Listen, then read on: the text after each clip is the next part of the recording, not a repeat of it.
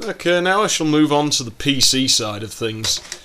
This is what I really like. Actually, just to demonstrate, like, what you can actually do is have a Mega Drive game running. Now on the Amstrad Mega PC, you can switch between the two seamlessly, like go back to like something you were working on the computer side of things. This system doesn't allow you to do that, but it's still pretty awesome. So you see I'm running a game now, but I can just switch right over, and now we'll be in PC mode. How awesome is that? Yeah, you'll be seeing things a lot prettier than I am. No keyboard. There is a keyboard. It's right there. Maybe it's because it's an English keyboard. Who knows? So you have a bunch of options. You have... I have no idea. Ah, yeah, this browses files, it would seem. I'm going to have to toy with some of these because I want to know what they do. Apparently there are a bunch of applications for this, but that's for another story. They're probably in Tool or something, and they'll probably be in Japanese too. Those format floppy disks or copy them. That just I don't know, what does this do?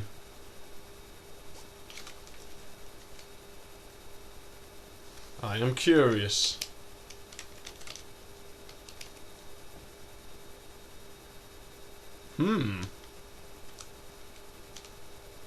We shall mess around with that. And then of course there's DOS mode. And it asks me if I'm sure. Yeah, I am sure. Yeah, I have a user interface used by Sega on here. I actually think it's quite easy to use. Probably more so if I knew Japanese.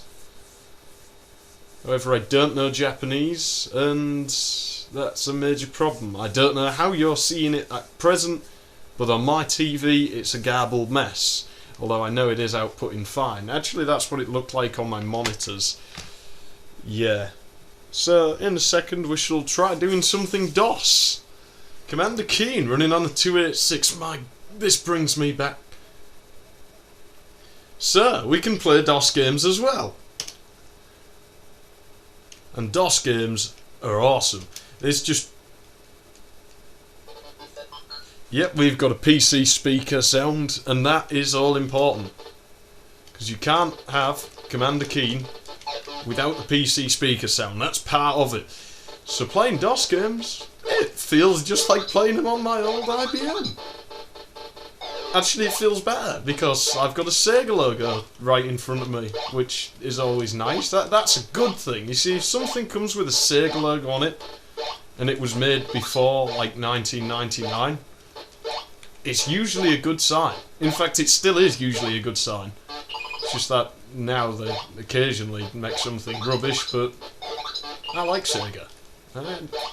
So yeah, I mean, this is awesome. Playing Commander Keen on Sega. How many people can say they've done that?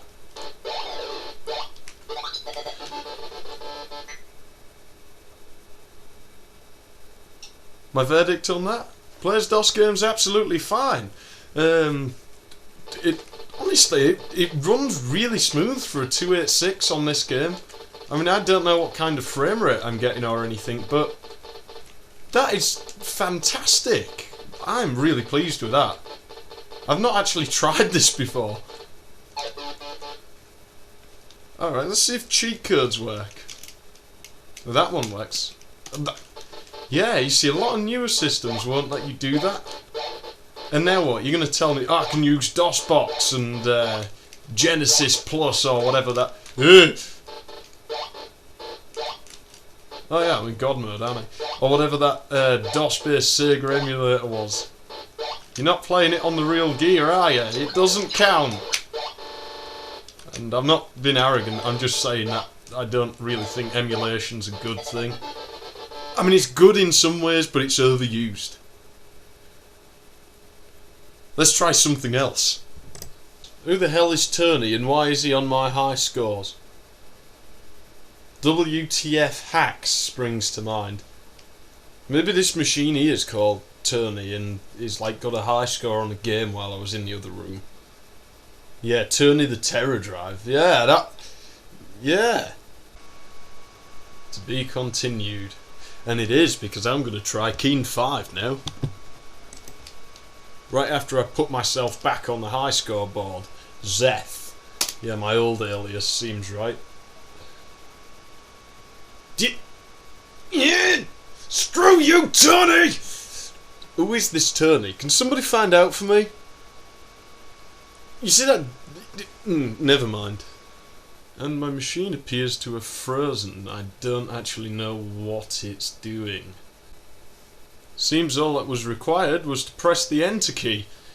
Must have just been that screen not displaying. Maybe because it doesn't have the right code page or something, because it's for Japanese, isn't it?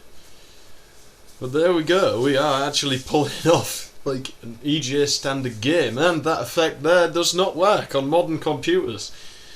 Might do in DOSBox. I've never tried because I prefer to run pure DOS. I prefer to run it on the metal. Yeah, because that's the only way to run DOS games in my opinion. Of course, if you don't have a real DOS machine, I guess DOSBox does. It's good. I'm not saying I dislike DOSBox, but I'm saying given the option, there's just something about running it on a real machine that's so much better. So Keen 5, it appears, works on here as well, so I assume Keen 4 and 6 would, Keen Dreams. I would like to test out a Duke Nukem game, but we don't have one handy at the moment. I could have put it on disc, but my floppy drives are playing up. Shame we don't have like AdLib compatible sound in here. If there is, I could try and get it going, because that would be a really nice touch. The Amstrad Mega PC has AdLib compatible sound, and it's not dissimilar to this. In fact, in the UK and Europe, I would probably recommend the Amstrad over the Teradrive. It's probably a lot cheaper. They will be a lot easier to find, and they will actually work pretty easily without step downs or anything. And as you can see though, it's playing Keen 5 pretty nicely.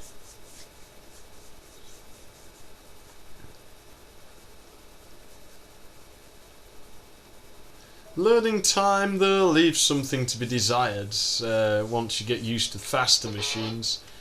However, I don't see it as an issue at all.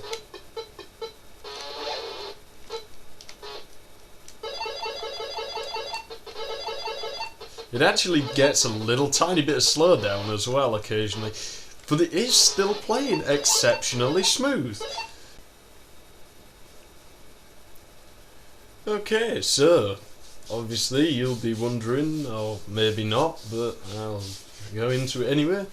Should you get a Sega Teradrive should the opportunity arise? Well, you see, as I said before, this is like, I think, dependent on maybe which country you live in and how used you are, you know, how much you've had experience with foreign systems. In the UK, you probably need to really think a hell of a lot about it first. It's a really good system. It plays the Mega Drive games fine, if not a little better than Mega Drive. They seem to have a little less slowdown in places whilst I was messing about. DOS games, it plays a lot better than expected. I'm really pleased with it.